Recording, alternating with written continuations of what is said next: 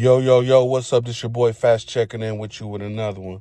Back in the 90s, we did little things different because we didn't have cell phones back then. So the only way that we was able to communicate with another penitentiary was through a kite. And the kite is a little letter that you send to another penitentiary that you want to inform them on something that they did wrong or they might owe. I mean, it could be a number of reasons why a person would send a kite, but most of the time is to face card somebody to where they can know what's going on with that person. They could be a thief, they could be a predator, they could be a drug addict, it could be a number of reasons why they'll send a kite, but they'll send you a kite to basically inform the other inmates what's going on with a certain individual so that everybody can be up to date with what's going on. Like I said, I get up every morning, do the same thing. You know, I'm scoping out the newcomers that's coming in. So when I go to chow, that's the first thing I do. But when I'm going to chow, I see a white guy. I mean, he's kind of, tall. I mean, he ain't got no muscles or anything like that. He's just a regular individual. But I noticed that he had like a spider web on his elbow. So when I get into the chow, I'm already kind of questioning what's going on with him.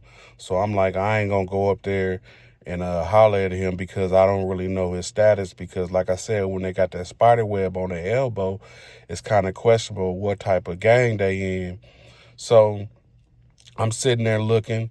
So then while I'm eating, my boy Flex come up on me. He's like, hey, man, I need you to hook me up with two of them things. I'm like, all right. Now, two of them things means it's them two Reggie things, so he can go ahead and do his thing. He's like, you have to give me a few minutes because I'm waiting on somebody to come in to give me something so I can bring back to you. So I'm like, all right. So when I get back to my cell, I was just waiting on him to pull up. So when he do pull up, I'm looking out the mirror because I'm smoking as well. I'm making sure that the police ain't gonna ride up on me. So I see him when I'm looking out the window. I see him running down the tier because he's trying to hurry up and get to my cell because he lives on the other side and I'm on this side, and you can't go to the other side unless you go in and get your laundry. So he's running down. When he get to the cell, he give me the stamps. Boom. He tell me he gonna bring me the rest of the stuff a little bit later. So I'm like, all right. But before he walked off, he's like, hey, man, it was something about to go down up in the child hall this morning. And I was like, what you talking about? And he was like, that one white guy, the tall one that's on the other side over here, him and White Sox, they was about to get into it. And I was like, oh, okay. Now, White Sox is Aaron Brotherhood, but they also call Hammers. He was a Hammer at that time. So, I mean, he was he had real bald hair, had a long little goatee thing, you know. So I'm like, all right. So he informed me what was going on. So I'm like, okay, I'm glad I didn't go holler at the dude, when I was in the child hall to get kind of put something up on him, see if he needed anything. Because like I said, at that time, I was trying to make some money and trying to get everything and organized to where things could be good for me. So I'm hitting all the new people that come in there. So when he told me that, I was kind of glad that he didn't, I didn't go up there and holler at him. So when after he left, I'm like, okay, yeah, I'm glad I didn't do that, So when I go to lunch, like I said, I'm peeping out everything, trying to see who's new coming in there. But then I noticed that old boy didn't even come to lunch. So I wasn't really tripping about him not coming to lunch because people do that all the time. So like I said, I was just looking at the environment that was going on. So Flex come over to me. Now Flex is real short. I mean, he got waves in his hair. He wear glasses. He talks real fast. So when he was talking to me real fast, telling me, hey, I'm going to go ahead and bring that stuff to you, you know what I'm saying, real quick when I get back to the cell house. So basically he was telling me that when he get back to the cell house, that he was going to run the rest of the stuff up to my cell. So I was like, all right. So when I get back to the cell house, he bring the stuff up to the cell. And when he bring the stuff up to the cell, like I said, he talking real fast. So I got to really, really pay attention to what he's saying. So basically, while he's passing the stuff through the bars, he was telling me that he think old boy was down in his cell crying. So I was like, he's crying. Now, Flex stays in 111. I think old boy stayed in 107. So they stayed like a couple, he stayed like a couple cells down from him, but he passes the cell when he goes to his room. So I was like, all right. I was like, why he crying? He's like, I don't know, man. He said maybe something happened this morning with White Sox to where he feel like some disrespected or whatever. I don't know. I don't know why he crying. So I was like, all right. So basically, he just telling me what was going on to where, just in case if I do go to the newcomer or whatever and try to get something, try to make him get something from me, that it wouldn't be no problem. I go out on the yard, and when I get on the yard, I do my little rounds, as usual, go and talk to all my little people and stuff. So me and Flex, we was like, shit, let's hit the track, walk a couple laps while we try to smoke on something real quick. So when we hit the track, we seen the Hammers over there in the field right there. They was playing hacky sack. I ain't really pay them no mind, but now that Flex told me what happened in the child hall, now I'm looking at him. Now, I knew White Sox for a long time because, like I said, this is my second bid. My first bid, I met him on that time. So he been down a while. I don't know exactly how long he been down, but I knew he been down a while. So, but I ain't never really ever talked to him or anything like that. So me and Flex walking the track, we talking. He's like, dang, man, I don't know. He telling me, he don't know about that dude over there. He don't know if he been crying or whatever he been doing or whatever's going on with him, but he knows something's going on with him. And I was like, shit, I hope ain't nothing going on. I ain't really worried about it or nothing like that because, like I said, I don't think I'm going to be dealing with dude anyway. So after me and him finish talking, we'll go back to my cell. Now, when I'm in my cell, I'm doing my thing as usual.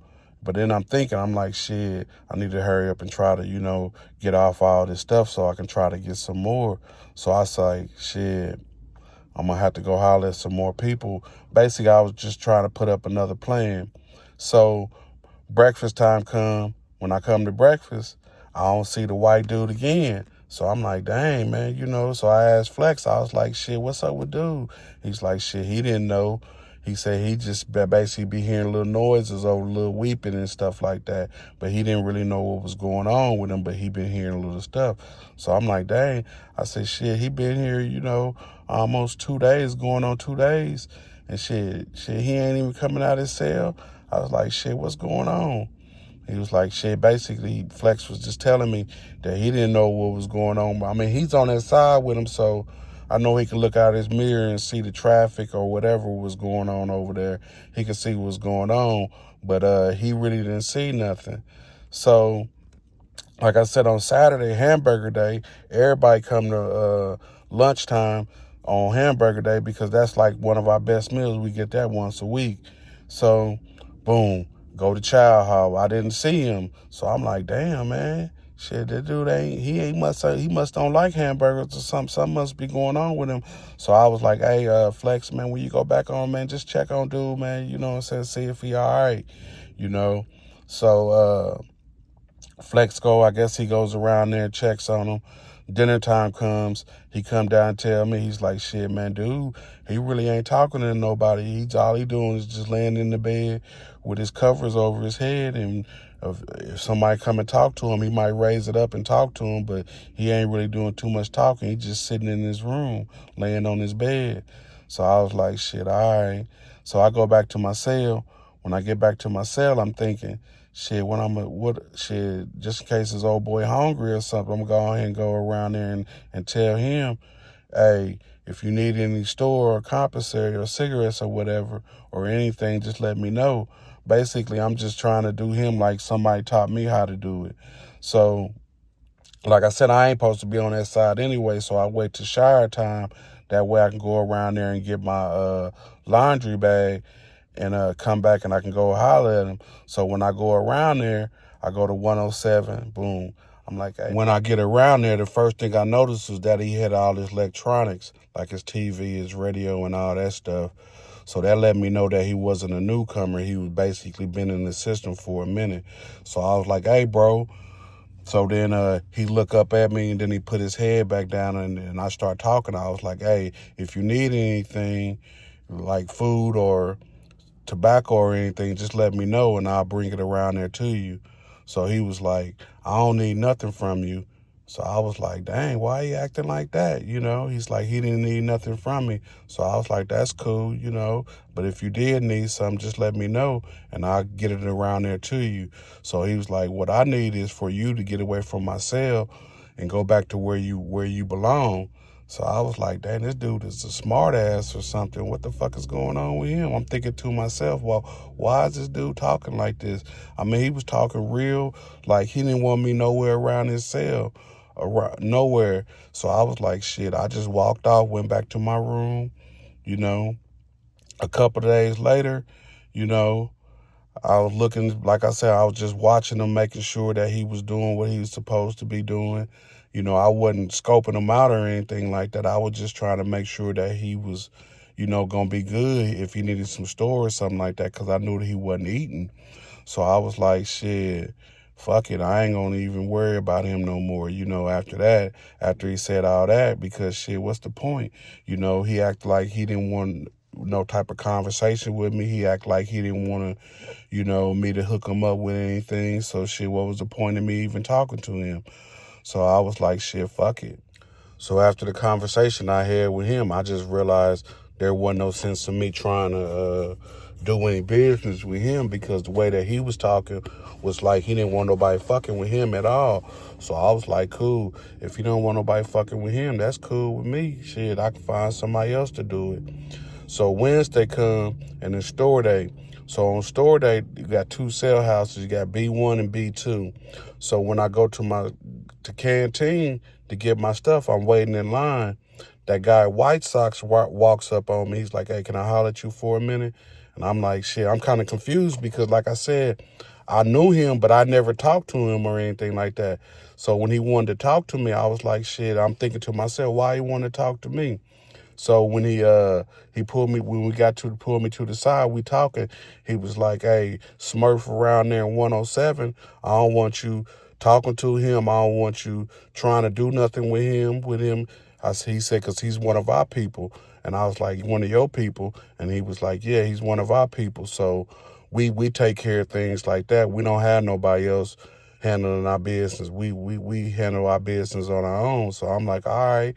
He was just telling me that the dude that he was talking to, I guess his name was Smurf. I didn't know his name or anything like that, but he was just telling me, hey, basically that he didn't want me talking to him or doing no dealing and trading with him or anything like that. Just let his people deal with it.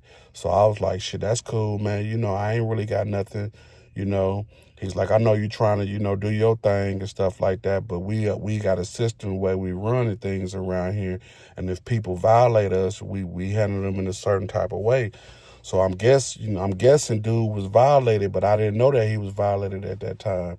So I'm like, all right, man, basically I went and got my story and walked off, and when I was coming back to my cell, uh, that guy White Sox stopped me again, and he was like, but this time he was with like two of his partners, and he was like, hey man, I'm for real, man, don't be doing no type of dealing with that dude around there. He said, just stay away from his cell. I don't want you talking to him. I don't want you saying nothing to him or doing any type of business with him. He said, just do your thing with your people, and I do my thing with my people. So I'm like, all right. So basically, I knew that he was kind of racist right then. So I was like, all right, that's cool. I ain't gonna, worry about what you doing, So I go up to my cell, put my stuff up. Now when Friday come, like I said, I go out to breakfast. I ain't looking for dude. I ain't trying to do nothing. I'm looking for the newcomers that's coming in. I ain't see nothing. But then when I come back to my cell, to the cell house, I seen that they had some boxes and stuff on the floor, from somebody leaving out their cell. But I ain't know who was moving or whatever. Now, I know they don't do no moving on the weekend, because on Fridays, that's the day that, it's like towards the end of the week and ain't no transporting going on around there. So I go back up to my cell, after I see that, then when I come to lunch, that's when Flex came to me. He was like, hey man, I think that dude, he checked in. I was like, what you mean he checked in? He was like, yeah, he checked in, man, because they came and got him out the cell early this morning. So I'm like, oh, for real? So I'm thinking to myself, shit, that nigga White Sox, probably gonna be mad since his boy gone, but I ain't really tripping off of anything like that. I'm just looking at the situation, trying to observe it. So I'm like, dang, he checked in. So I'm like, shit, what the fuck he check in for? Like I said, I didn't know anything about what was going on. So I just kept everything to myself. And like he said, just whatever we doing, just whatever, just keep it to yourself and don't get involved in none of their business. So I was like, shit, I ain't gonna get involved in nothing that they're doing. Whatever they got going on, they got going on. So when I go to Child, Flex come over there to the table and talk to me. He's like, man, they violated old boy. I'm like, they violated him. I was like, what you mean they violated him? He said, yeah, man, they violated him. That's what they talking about on the other side over here. He's like, they violated him. He said he didn't know what they violated him for, but he said that the Hammers violated him. So I'm like, oh, shit. They violate motherfuckers around here, their own people? Because I ain't never seen nothing like that. I ain't never seen, two white people get violated or anything. I just seen black people getting violated. Maybe some Mexicans get violated, but I ain't never seen the white people violate nobody. So I was kind of new to that. I was kind of new to all that. So after he told me all that, I come back to my cell. When I get back to my cell, I'm thinking to myself, damn, they violated that dude? What they violated him for? But shit, I didn't know at that time. So then Saturday on the yard, when we go to the yard at 12 o'clock. So when I'm on the yard, I'm looking at the Hammers, they, like I said, they playing hacky sack over there by the baseball diamond. So I'm looking at them, making sure that they don't come rolling back up on me because they might feel like I done something, or I don't know. I'm just kind of nervous because, like I said, after he got violated, they said he got violated. I'm thinking that maybe these people, you know, or going to do something to me because, I've been around there dealing with dude, but I wasn't dealing with him. I was just basically trying to peep out the situation to see if I can get some money off a dude. Because like I said, when I come in there, I'm looking at the new people and I'm trying to get something off them. I ain't trying to, do nothing, no bullying or anything like that. I'm just trying to make a little money, try to do whatever I need to do to keep everything in motion for me. I ain't trying to burn no bridges or backstab nobody or anything like that or trying to extort nobody. I'm just trying to make sure that I get a little something off the side to where I can be all right. So, like I said, when I'm on the yard, I'm looking at that whole situation to make sure that the niggas don't run up on me. But they didn't, so I was like, cool. I come back in from the yard. I'm like, shit, everything is straight, So then the morning, Sunday morning come, and then I'm sitting at the table, and that's when Flex, again tell me some more stuff that what he heard. And what he heard was that the dude and another Hammer, they had some type of little relationship going on. So they had something, I don't know what they was doing, but they had some type of lewd act going on where they was doing something.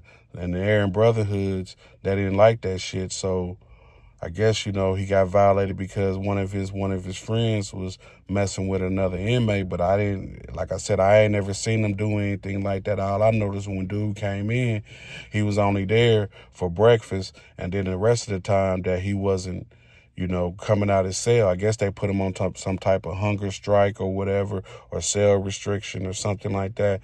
I didn't know what they did to him, but I knew that they put him on they enforced some type of code on him that he got violated for doing some type of crazy stuff with somebody else. But shit, everything was like shit of like quick flash in a hurry for me because, like I said, when I first came in there and seeing him, I tried to peep it out the situation to see if I could make something off of him. I couldn't make nothing up off of him. He was real disrespectful to me. He didn't want me to really talk to him or anything like that. So I was like, shit, basically cool. I'll go on and let you do your thing. But like I said, he got caught up in the lewd act and things. But like I said, in the penitentiary, Back then in the 90s, we did little things different. You know, people sent them kites when you did something wrong. So when they sent that kite to him, they basically told him, hey, whatever he did wrong at another penitentiary, that he couldn't do this at this other penitentiary, and they put him on cell restriction or food restriction or whatever they put him on. I don't know what they actually did to him, but I know it was like a kind of nervous situation for me, because me going around there looking at the newcomers and things like that got myself in like a little bad situation, because anything could have happened to me if I'd have dealt with that dude. If I'd have gave that dude a cigarette or something, they probably would have came and tried to check me. Or if I gave him some soups or something to try to feed him or something like that, they probably would have tried to do something to me, because with that kind, they didn't want nobody to really be affiliated with what they was doing. So I was kind of nervous, you know, for a second, because I didn't know what was going to happen to me if I got in some type of conflict with them, because I was talking to that dude. And like I said, when I went around there to him, shit, he said his people. So go deal with your people, you know. So that let me know that he was on that racist page. So I was like, shit, hopefully I ain't got to deal with nothing like that. But yeah, when you go to prison, you got to be real careful of how you do things, because now they got cell phones now to where they can basically check in on you if you do something wrong. So if you do something wrong, they're going to go ahead and call the other institution to make sure that, hey, whatever problem that you got, they're going to deal with it there. Just because you in one penitentiary doesn't necessarily mean when you go to another penitentiary, everything just basically boils over. It don't work like that. You got to deal with that shit until you start, until you finish, you know. So if you ever get yourself in a situation like that, when you join the gang and they violate you and they put you on some type of code enforcement, you're going to have to accept it. You're going to have to deal with it. You might have to get your head busted or something, but something's going to happen to you if you get involved in something like that. So you got to be real careful how you deal with people. Y'all stay up. This your boy Fats, checking in with y'all with another one. Like and subscribe and keep everything rolling for me. Thanks.